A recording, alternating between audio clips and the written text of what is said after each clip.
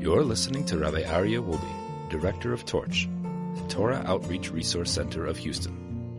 This is the Jewish Inspiration Podcast.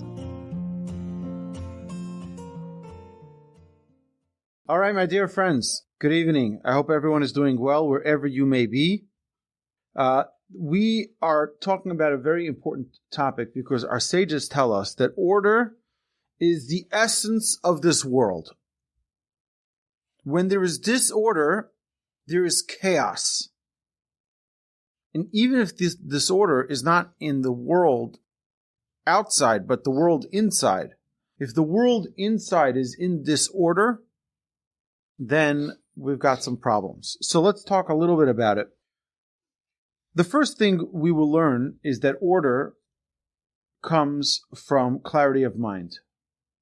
When one has clarity of mind, when one has organization in the mind, they have order in every other area of life. So the more we're able to make sure that our mind is clear, the more we'll be able to have order in other areas of life. We'll also try to learn not to overload our days and schedules. If we have an overloaded schedule, if we have an overloaded day, it's very easy for us to get out of order. As well, we're going to try to talk about taking small projects and working up. Working up means don't chew off more than you can swallow. And then we'll try to teach ourselves to write everything down. Today we use technology so we can make notes on our iPhones or our tablets or whatever it is that we use. We can make little notes to remind ourselves of things. But let's talk about this. The world functions because of order. Everything we have in this world operates because there is an order in this world. If you were to ask Google right now, or Siri, or Alexa, what time is sunset in Arizona today? You will have the exact second of sunset. And if you ask what time was sunset or sunrise in Jerusalem in 1904 on April 13th, they will tell you. Why? Because there's an order in this world, and that order doesn't change one iota. That order is perfect. The way God created this world is, we say, "Umisader et hakochavim b'mishmorotem barakira kirtzano." God organizes all of the galaxies, everything. The world spins perfectly on its axis. The stars are each in the exact place they need to be at each exact moment. The constellations, everything is in order. God's world is order. Our world, now that's a different story. Every day, sunrise, sunset, the seasons, the holidays, order. In fact, the Pesach Seder we know is called a Seder. Seder is order. You ever wonder the 10 Commandments? The 10 Commandments. The Commandments! No. There's an order to it. You know why? Because the 10 Commandments correlate to the 10 utterings of creation, that correlate to the 10 plagues that were in Egypt, and they all respond perfectly in a perfect order. We discussed how this works and how each one relates to the other. How God's utterance of "there shall be light" corresponds to the darkness in the plagues, and how that also relates to one of the 10 Commandments. Either way, the galaxies orbit in complete perfection. It is impossible for a person to grow in their own personal life without order. We need to have order. Now, this is not about getting your desk organized, spring cleaning. That's not the idea here. The idea is that our life should be in order. Everything in our life should be in order. So organizing our day, our sleep, when we wake up, our meals, our prayers, our rest, our schmoozing, our exercise, this is critically important for our day to function properly. So if we are to take an accounting for ourselves of what is the most important thing for us, what do we want to accomplish? So where are we fitting that into our day? If our day is chaos, we'll never fit it into our day. If our day is organized, if we have order in our lives, if we have priorities, then that all changes. So the first thing that we always talk about is slow steps, slow and steady steps. The first step in order is know what you want to accomplish. What do I want to accomplish? Do I want to have order in my mornings? So maybe I need some help at night. Do I want to organize the time that I have to think about my own personal character traits? When am I designating that time? Or are we just running from thing to thing to thing to thing? They say that the way a man gets the mail is that he gets the mail, and as he's with the mail in his hand at the mailbox, he sees that some of the shrubs need to be watered. So he puts down the mail, he goes to get the hose. While he's in the shed, he realizes that some of the tools are not organized. So he starts organizing the shed. Once he's there, he realizes that, and from thing to thing, and that mail is still back there by the mailbox. But if a person has order, then they know that this, and I'm not talking, look, I'm plenty ADHD myself. Okay. I go from thing to thing all day. But I try to keep myself in order by organizing my priorities. I use Google, and we have this amazing app called Google Keep. And in that Google Keep, I have about 1,000 different notes. And one of those most important notes is called Today. And these are the things I try every night to prepare. What are the things I need to do for the next day? And if teaching a class is part of it, then great. So I'll have teaching, have the class that I teach, make sure that I have my notes prepared, that I'm organized, that I have it ready. Then I have other things, right? I have to be by shul for morning prayers. I have to be by shul for afternoon prayers. I have to be by shul for evening prayers. Okay, so that goes into my order. Then I have to prepare for class. I have to drop a podcast. Okay, as a shameless plug, we just dropped another podcast, Unboxing Judaism podcast. You can go check that out.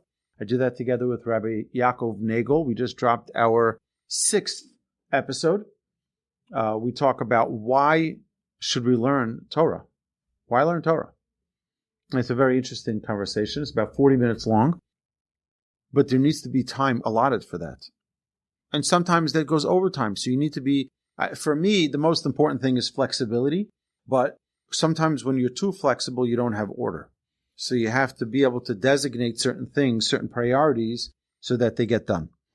What can I already institute in my daily life and just organize it? For example, a rabbi once told me, there was a whole group of us, and we asked him, this guy is involved with so many different things. He was involved with running a girls' school and running a boys' school and running a this and running a that and have this institution. And then he was running 10 different organizations, and he was a very organized person. So we asked him, what's your secret to your order? He said, my secret is that I have one thing in the day that is never compromised. And that is lunch at 1 o'clock. Every single day, no matter what I'm doing, at 1 o'clock, I have my lunch. What happens before is one thing. What happens after is another thing. But at 1 o'clock, I have my lunch. And that's his order. That grounds his day. Now, as Jews, we have that not only with lunch, but we have that with our morning, afternoon, and evening services. Every morning, we go to synagogue. That's a structure to the day. Every evening, we have our Mincha Marav service. That's a structure to the day. So it puts, okay, if I want to do something before, this puts a certain foundation to that part of the day. And if a person can have, and by the way, we mentioned this when we talked about speech, we mentioned that a person should take a specific time of day where in this time, they won't talk Lashon Hara. They won't talk about other people. Not good, not bad. We don't talk about other people during this time. What that does is it grounds that part of your day. And now, no matter what happens, at 10 o'clock to 10:05 every morning, or 10 o'clock to 10:15 every morning, that's when I don't talk about people. And you know what's going to happen after you decide to do that? Your friend tomorrow at 9:30 is going to say, is it okay I come over for coffee tomorrow morning at 10 o'clock? Well, that's my time. I don't talk about people. And I know what happens when we go for coffee. So that's how the Yetzer Hara works. The Yetzer Hara never gives us a break. But the more order we have, the more structure there is in our lives, in our daily schedule, the less ability for our Yetzer Hara to beat us up. We need to watch over our time. Very important for us to watch over our time. Order indicates a will power of a person. Willpower is a very important thing. The Talmud says, "B'derech she'adam rotzeh lelech molichin oto." The way in which a person wills to go, a willpower, you will to go in a certain direction, the heavens will guide you there. They will guide you, and they will carry you there. If someone wants to, David, this also applies too. If you want to become the next Babe Ruth and you really, really, really want it, you can still be the next Babe Ruth. The idea behind this is that if you really want something, you'll end up attaining it. You have to really, really want it though. Don't try to do too much. And this is the problem that most people fall into when they start with this trait. Is they say, okay, you know what? As soon as we're done with this lecture, I'm going to go to my room and I'm going to start organizing my room. And then I'm going to go to my desk and I'm going to start organizing my desk. And then I'm going to go to the kitchen. I'm going to organize the kitchen. And before you know it, you're very tired and you're knocked out. And what happens? Tomorrow morning you wake up and you see this huge mess. And you're like, now what? I can't now because now I just can't, right? And what happens is it becomes a bigger and bigger and bigger mess, all from trying to organize it. So what we need to do is take something very small and accomplish it and succeed at it. Take something that's small, another something, and then hopefully conclude and succeed at it. One small step at a time. If we overload, we will burn out. It's like trying to skip a rung on a monkey bar or on the ladder. We know that it's very risky. We try to climb a ladder. We know Jacob had a ladder. It resembles a step-by-step growth process. It's a system that works if you don't jump. When we try to attain this trait, it is critically important that we not try to jump. We need to watch and protect our schedule, and it's not easy. Particularly people of leadership. What I mean by leadership is that anyone who's dependent on them, whether it be a spouse, a child, a community, you're a person of leadership. Your time is not always yours. Your time is not always yours, right? So a parent who's being very responsible with their time can get a phone call, God forbid, that their child ran into a pole in school and needs to be picked up, and now your day is shot. These things happen. So everyone needs to be protective of their schedule and allow for some wiggle room sometimes, because sometimes you'll need that buffer. That's one of the things that if I take away something from what we're learning here tonight, maybe I'll be able to add that to my schedule. Order, our sages tell us, is compared to a chain of gems. You know, what is more important, the clasp or the gems? You have a beautiful pearl bracelet or pearl necklace. What's more valuable, the clasp or the pearls? So everyone says the pearls. That's true. But if you don't have a clasp, you have no pearls either. So while that little clasp is so insignificant, it holds it all together. That clasp is what our sages say is order. You can have many virtues and many qualities, but if you don't have order, there's nothing holding them together. And that's what we're working on. Is we spoke about many traits already. We spoke about 14 traits to be exact so far in this series. But now we have to start putting that clasp, all of those traits, start putting them together. We must have order in order to accomplish that. Our order holds our qualities together. keeping order needs consistent refreshers and strengthening. Sometimes to keep order, you'll need to stop an enjoyable conversation. You're in the middle of having a good time, but you know what? My order requires for me to stop this conversation now. Or, and obviously do it in the nicest way without hurting people or insulting people, but it's going to require a person to even get out of bed when they're tired for order. You might have to quit while you're enjoying a hobby. And only a stubborn person. Now, stubbornness is generally not a positive trait. But in this case, stubbornness is a very good thing. It's a very good tool. And that is, a stubborn person will succeed in attaining the trait of order. Only a stubborn person. So if someone, for example, is trying to work on bedtime, they go to sleep at a normal hour, so they can wake up at a normal hour. They're going to have to quit some exciting conversations. And when friends visit and it's getting late, they'll have to excuse themselves, say, I'm sorry, I got to go to sleep. Everyone can stay, enjoy, have a good time, lock up when you're done. But I have to go to sleep, right? You're going to have to give up on certain exciting opportunities, perhaps, that come your way so that you can keep and maintain that order. It is recommended to set aside a few minutes a day to review your order. Rabbi Yerucham, my grandfather of blessed memories, rabbi, that he learned by in the Mir in Poland, he did so for years. He had a time in his schedule every day where he reviewed his order. There's a story that's told. One of the great sages back in Europe went to visit his son in yeshiva, and everyone saw, wow, this great rabbi is coming to visit his son in the yeshiva.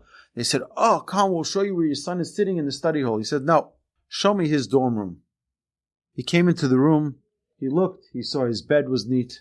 He opened up his closet, he saw everything was organized. He says, I don't need to see him. I will, but I don't need to see him in the study hall because I see from his desk, I see from his bed, I see from his closet, his cabinet. It's in order. And therefore, it's telling about how he's doing in yeshiva. When one has order in their life, they're in a good place. When, you ever see, you get a notification on your phone, police chase in Los Angeles or whatever, right? So it's unbelievable. It's riveting television. They say the ratings for that is higher than anything. It's great for ratings. So when they finally catch the guy and they pull him out of the car, do you ever wonder if, it's just a clean, neat car? No, it's always a mess. Everything is a mess. You know why? Because their entire lives is a mess. It's an indication, one on the other.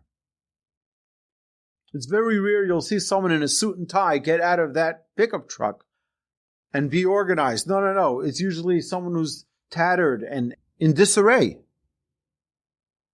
Because it's an indication one on the other. What's going on inside is usually showing outside.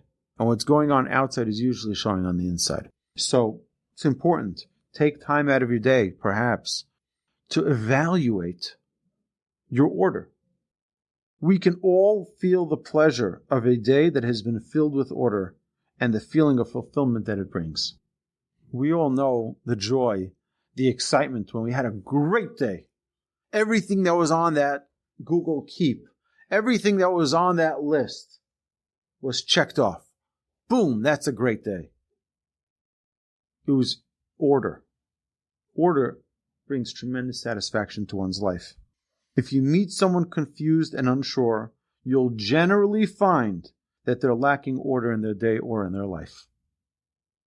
It's usually the reason why they're confused. Sometimes the reason people are lacking order is because they are too focused on the short-term picture instead of the big, long-term picture, which is, we always have to have two perspectives in our mind. One is our big picture, our long-term goal. What do I want to accomplish? Put together a plan, a business plan. How am I going to accomplish this spiritually? We should have spiritual goals. Set them out. Okay, now I have to have short-term goals. What am I going to do for step 1 and step 2 and step 3 and step 4? I remember, David, you asked a few weeks ago, well, if we're learning, what should we learn? Where should we start? We want to learn. Oh, that's the first thing. We want to learn. Now, how we get there, those are the short-term things, but we have to have that long-term goal in mind constantly to keep on motivating us to accomplish those goals. And then those little accomplishments along the way. So now, there are always exceptions. And the exceptions are almost a rule. Life has exceptions. You want to hear about a few exceptions? Vacation. Vacation is an exception. Vacation becomes very difficult for us to manage an order, a schedule in our lives when we're on vacation, because vacation is no schedule. So that throws everything off. Every 7th day we have Shabbos. Shabbos is a whole different type of order. But Shabbos takes away our daily routine because it's a different routine. Holidays. Holidays are also, whether it be legal holidays or Jewish holidays, they change our schedule. They change everything. So how do we organize for that? It is crucial that for that, we prepare. It requires contemplation. It requires planning. And don't underestimate the preparation that's needed for it. You can change it, you can adjust it, but don't lose your priorities. So yeah, you're on vacation. You don't need to wake up at 6 o'clock in the morning and read the market news and see where the stocks are holding. You don't need to do that. Okay, but you still need to function. You still need to eat. You still need to do your exercise. There are things, and we need to make sure that even if we're on vacation, it doesn't mean that we have to be on a tight schedule, but it means that we don't neglect our priorities, things that are important for us in our lives. Of course, there are always exceptions and situations that we didn't anticipate. Beyond holidays, beyond Shabbos, beyond vacations, there are always exceptions, like we mentioned. Your child calls. We had yesterday a breakfast, a special brunch for the first responders. And we did a calculation of how many times in the past year people left what they were busy with to go help someone else. 592 times. Whether it was dinner, you name it. They stopped what they were doing to help someone else. So that also can break up the order. And it's not easy to just swing right back into the order of life when you have sudden chaos and you have an emergency that arises. So that's different. And you don't prepare for that because you never know when it's going to happen. That you never know, you never expect it. But as emergency situations arise, as a rabbi, I have emergency situations arise. I had a call one night at 1:30 in the morning. I got a call from a woman who I know her and her husband. I officiated their wedding. And she calls me and she says, Rabbi, I need you in my house right now. I want you to get my husband out of the house and I don't want to ever see him again. This is 1:30 in the morning. So I go to their house and I sit down with them. They're very happily married, thank God. But that night was a long night for me. All right, so I'm sitting with them for 2 hours. And now what? Right, my night is shot. My next day is shot. But that's the reality of how things were. You have to learn to compensate with other things. I sometimes wonder how my life would be if I worked for AT&T and I showed up at 8 o'clock in the morning and I left at 4 o'clock. I would probably go nuts. But emergencies always come up. Urgent situations that remove our order. If order is truly instituted in our regular areas of life, then even when emergencies come up, we will succeed in restoring order. We spoke about alacrity. I think this is the first trait that we spoke about in this series. And I've been working a lot on that because the opposite of that is laziness. And we're going to talk about laziness. We're going to get to that. But you know what's incredible? I realized, and this has become my MO, if it's something I'm going to need to do anyway, then I might as well do it now. Now is always better than pushing it off to later. I'll give you an example. If you're going to have to do the laundry anyway, at a later point, you might as well do it now. The only reason a person doesn't do it now is because I just don't want to do it now. I want to do something else now because I want to push it off. I want to just be lazy now. So this became my policy. I'll give an example. I had just last week was my most recent epiphany of this specific trait. I think it was Friday. I was running around doing a lot of things, organizing for Shabbos, and there was a garbage bag that needed to be taken out to the trash bin. So I was like, I'll just get it later. I'm like, no, that's my rule. If I'm going to need to get it later, I might as well do it now. But then I realized I just didn't want to do it now. So I went ahead and threw it out now because I didn't want to. So when I don't want to, that's when I do it. It helped me clarify this idea in my mind that it's not because it's not important. It is important. It needs to get done. And if it's going to get done, I might as well do it now. Because that's where laziness. You see, here's the difference. Now is much more valuable than later. Because later may not be. The Mishnah tells us a very important lesson. The Mishnah tells us, Al tomar likishe efne eshne. Shema lo tipane. The Mishnah says in Ethics of Our Fathers, don't say, when I have free time, then I'll review my studies. Because you may not have free time. That may not ever happen. So our sages tell us, do it now. Do it now. Mishnah tells us another lesson relating to this.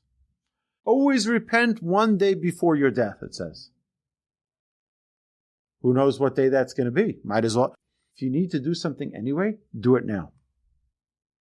Don't wait, because by pushing it off, that is laziness. Okay, so a person who does not put order, a person who doesn't put order in challenging situations, in, like we said, vacation or holidays or Shabbos, they could lose a tremendous amount. It's definitely going to ensure that they will waste time. They're going to waste a lot of time. Time is precious. And what we need to do is our ordinary tasks needs to be with as much structure and order as possible. The things that you do, keep that routine. I'll tell you for myself. You need to make sure that you start the day. The beginning of the day is so important.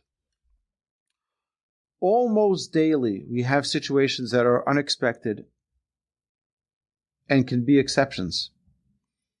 Two most important spiritual functions to help with order we mentioned. Number one is prayer, 3 times a day. We have a set place. We have a set time for prayer. It's very interesting that our sages tell us a person should have a set place for prayer. You come to synagogue, where do you sit? Same seat. Why? It says that the Almighty waits for you in your seat. He waits to hear you. So now you're sitting here, next time you're sitting there, next time you're sitting there, the guy's like, where is this guy? To tell us about order. And learning Torah. It's a very important thing. Learning Torah, you know what it says about learning Torah every day? It says, Kavata itim la Torah. Set time for Torah study. It doesn't say study Torah every day. It says that also, by the way. But it says, Kavata itim. It should be kavua. Kavua means steady, orderly, organized, scheduled. Our sages write even more about this, Mishnah. That organized study is more beneficial than unorganized study. So let me give an example.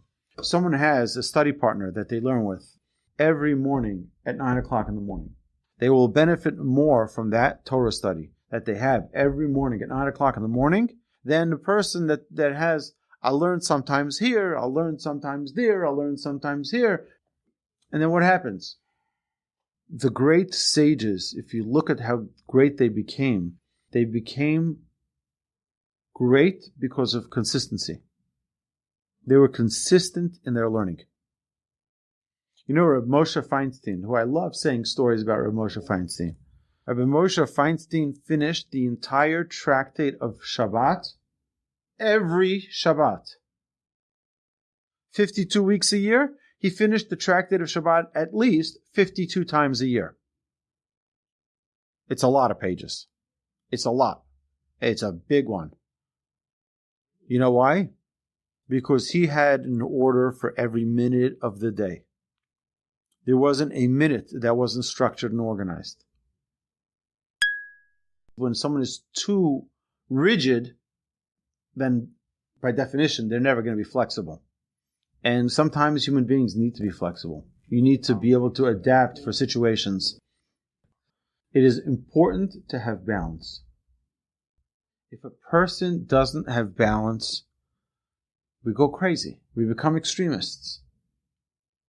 Right? You have to have balance. So in anything, even in a good trait, there has to be balance. Because too much of that, without a balance, without leveling it, can lead to someone who's rigid, someone who can have a bad temper sometimes because it doesn't go his way.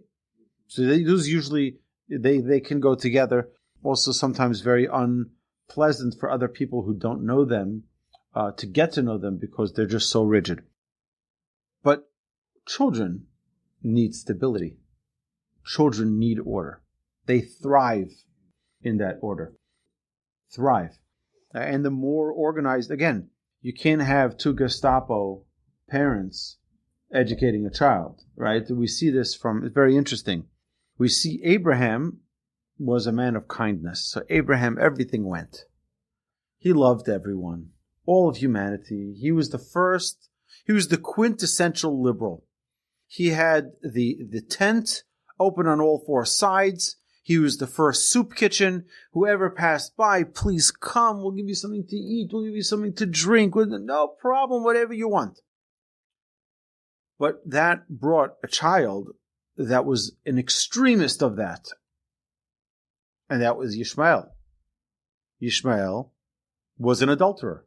Oh, love is love and everything. Who cares right now, right? And he was an adulterer.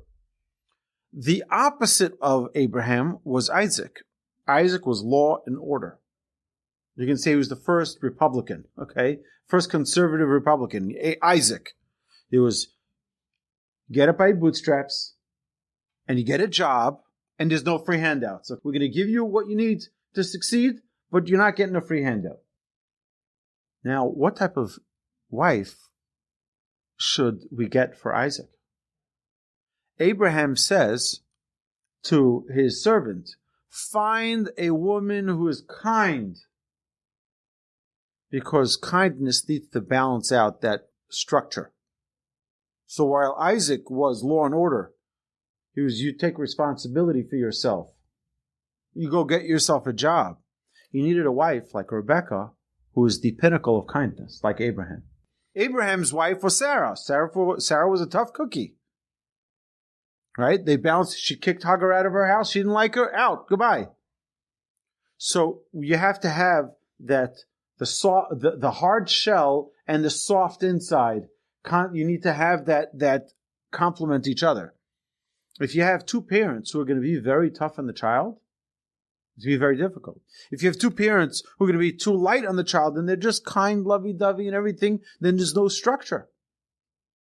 Right? So they have to complement each other. Now, my wife always says, oh yes, so who am I? Which one am I? So I say we have to complement each other and we each fill because, in a way my wife is sometimes very soft, in a way sometimes I am very soft. And we have to sometimes balance each other out. It's like my kids, sometimes they talk between themselves. If you want certain things, you go ask mommy. If you want certain things, you ask, Abba. You have to know who to ask what. Because we all have our things but it's important to have order. Children need to have order. They need to have structure. And they thrive with that structure. There is almost no situation that can be controlled without order. Almost no situation. You need to have order. I'll give you an example. Anyone who's familiar with what happened in Hurricane Katrina in Louisiana, New Orleans, it was a terrible, terrible natural disaster followed by a terrible leadership disaster. What happened? There was total chaos. There was no leadership. There was no organization. Nobody knew how many people were injured. Nobody knew how many people were killed. Nobody knew how many people needed help. There was a total chaos. So they came up with a national system called NIMS, the National Incident Management System, which now across the United States, there's the same standard that is applied. You have an incident commander, and then you have systems that and it works. It's a system which is orderly, organized, so that in such a chaos situation, you need order. And you need to be prepared for that order, with that order, for cases that are, we all in our lives have our little Katrinas. We have our little things that come up that throw everything off schedule and throw everything out of balance. You need to have a reserve of order to put things back in to a structure. Now, obviously, there are extreme situations, but every day we can identify some elements of order in our day. Because if we don't, that lack of order can lead to fear, can lead to worry, can lead to stress and anxiety, can lead to anger, can lead to chaos. We need to find something, which is why I think the brilliance of prayer every day, 3 times a day, is so incredible, because that anchors us in our day. You know that you're speaking to God 3 times a day, and whatever chaos happens, I still have my meeting soon with God. That's when I get grounded again. Our sages tell us that Joseph, one of the tribes, he merited such incredible greatness because of his trait of order. Potiphar gave him the keys to his house. His master gave him the keys to his house. You manage everything. The wealthiest man in Egypt. He said, Joseph, you take care. Why? Order. He saw that Joseph had order in his life. The jail gave him to rule, and Pharaoh did as well.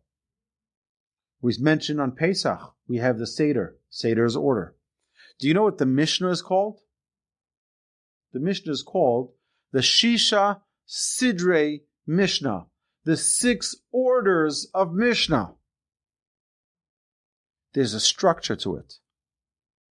There's a steadiness to it. That order is what puts it all together. There are many different ideas that we talk about in the Mishnah.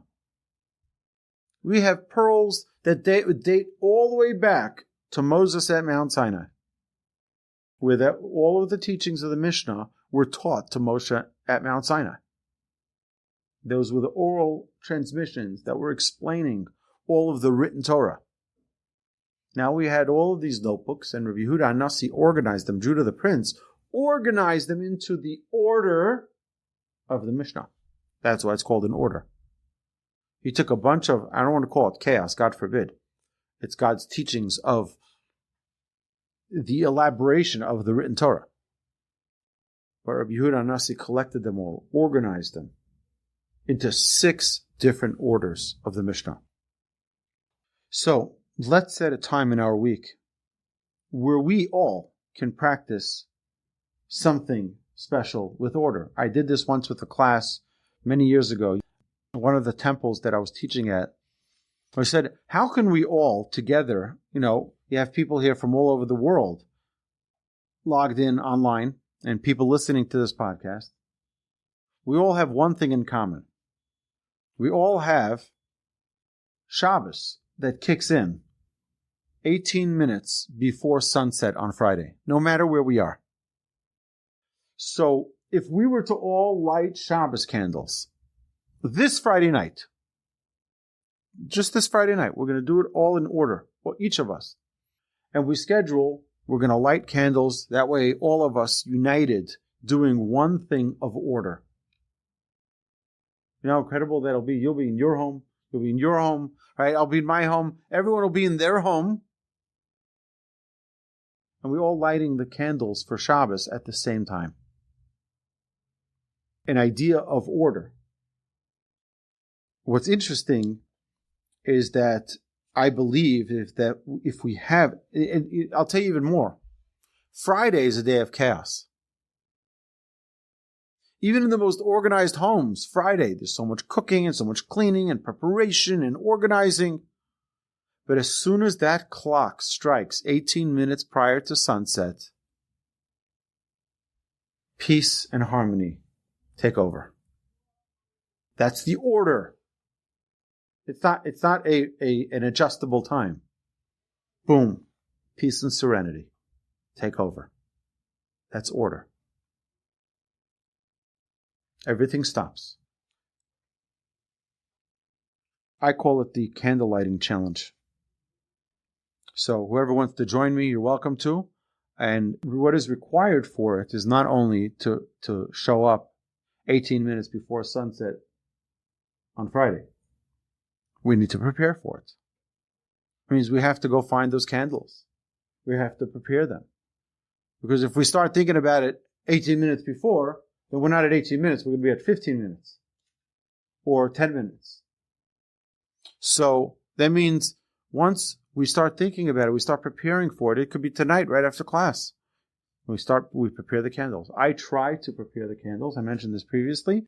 I tried to prepare the candles Saturday night after Havdalah. After Havdalah, I already prepare for the next Shabbos. Get myself. I'm excited already for the next Shabbos. We always need to plan in advance, and always. My rabbi told me he not only plans in advance, but he plans in advance for exceptions. I asked him once. I said, "Can I speak to you? I need a few minutes." He said, "I actually put in my schedule an extra 50 minutes if someone like you is going to ask me they need more time."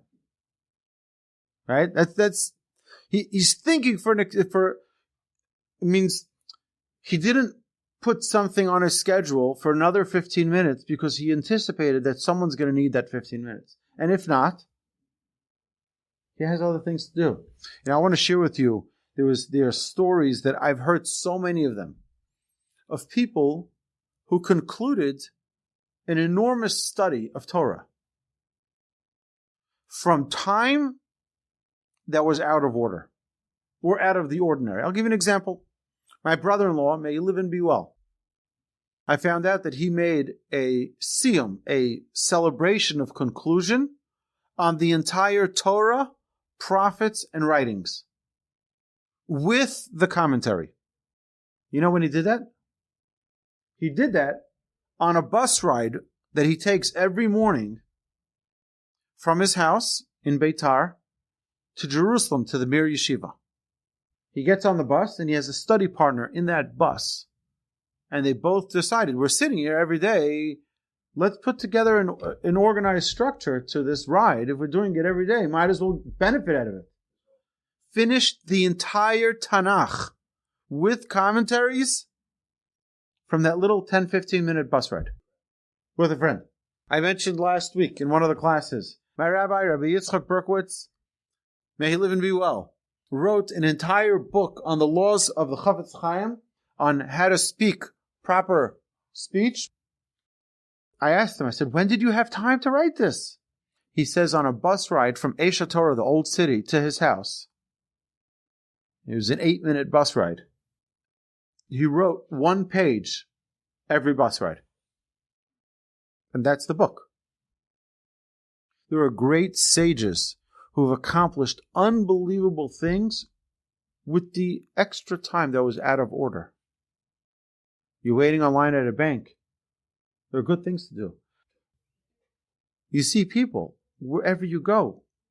I was at the tire place, and people just sitting there and scrolling and scrolling and scrolling. I asked the guy, I said, "Do you mind me?" I said, "How long is this going to take?" He said, "It'll take only about 90 minutes. Only 90 minutes? I was home 3 minutes later with an Uber and got work done finished the 2 projects. I come back, my car is waiting, and I drive off, and the people are still scrolling. Our time is not worth money. Our time is life. We need to organize our life. We need to utilize our life. Every minute is precious. We have to remember that order indicates will. A person who's got a willpower, who's motivated, has no choice but to organize their life. Now, the order of the world attests to the will of the Creator. You know what precision you need? An amazing thing. Everyone here, I believe, is looking at a screen, right? You're all looking at screens. Do you know what precision and order is required for your screen to operate and for you to be able to see what's going on right now? The programming that needs to be perfect. The algorithms that need to be perfect. You're talking about millions and millions of lines of code so that when I pick up this finger right here and put it back down, that it shows on everyone's screens. It needs to be perfect. It needs to be order. It can't be chaos. One wrong letter will break the code. We spoke about this in a different regard last week. You open up your car, you open up your hood, you see there's order. It may look like chaos if you don't know what's going on. But there's order there. This is connected to that, and that's connected to this, and everything. You can't just start cutting away at different pipes and expect it to work. I'll just connect this there and connect this here, and everything will be fine. No. Everything needs order. Your cell phone has an order to it. Now, again, I think that we have a problem in our generation of hyper extension of our cell phone usage. We're overusing this great, very powerful tool. But order is the key to all Mussar work. It's very unfortunate if we spend time in our lives surfing through important events of life without will, without order, without excitement or energy. We're just surfing through. It's not good. You can lose your holiness if you don't prioritize, if you don't have order. We can lose our holiness. So I think as a summary, let's just, yes, we need to organize our desk, and we need to organize our bills, and we need to organize our car and our books and our shelves and our houses and our kitchen. We need to do that as well. But that needs to come as a secondary reaction. After we realize that we need to organize our lives, that we have 24 hours a day, and evaluate, okay, of the 24 hours, how much of it needs to go to sleep so I can function? How much of it needs to go to learning and educating myself? How much needs to be serving the Almighty? How many needs to be for taking care of my family and my most important priorities of my relationship with my wife and my children? How much time needs to be spending quality time with myself? We start realizing, one second, there's a lot of things I need to get done in my day that I'm not putting it as a priority in my life. And that's the key to order. Order means prioritizing the things that are more important over the things that are less important. And the way the nature of the world has it is that the things that are less important are much more attractive. Right? We have these advertisements and we have these promotions, right? To just try to buy us, buy our attention and to buy us into these products. We have to be careful about that. We have to calculate what we need to prioritize and what we can push off. All right. So we also see one other quick thing is that we see that holiness descends upon the world only through order. All right, we see by the Kedusha. What is the Kedusha called? The Kedusha of order. The Kedusha of order. So, my blessing to us all. I mean, I have a little addendum of just some of the things, simple house order tasks. I found this a few years ago. I have to take one per week, getting rid of old magazines and newspapers, organizing that, things that cleaning up our inbox. That's going to take more than a week for some of us. Clean out your fridge thoroughly. There are things that you can start little project by project, getting different areas of your life, but also finding a way to prioritize. Maybe there are 3 people I can call and I can check in on them. Maybe I can set certain schedules that have a goal for the coming month. So Hashem should bless us all. We should all have tremendous success. Learning, growing, connecting as best as possible in the most constructive, most effective way with order in all areas of our life. Amen. You've been listening to the Jewish Inspiration Podcast, a Torch production. Become a supporter at torchweb.org because your assistance enables more Torah learning around the globe. To find more lessons offered by Torch, please visit torchpodcasts.com.